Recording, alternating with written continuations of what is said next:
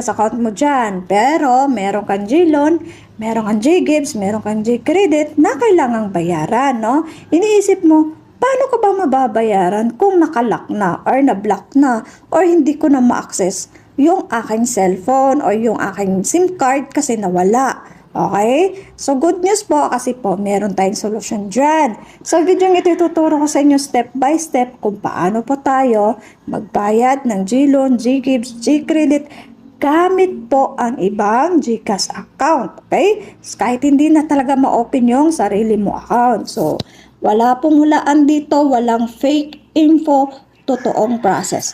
Kaya kung ayaw mong lumaki yung penalty at gusto mong maayos yung record mo sa GCash, panoorin nyo to hanggang dulo po ang video. Huwag po kayong magsiskip ha.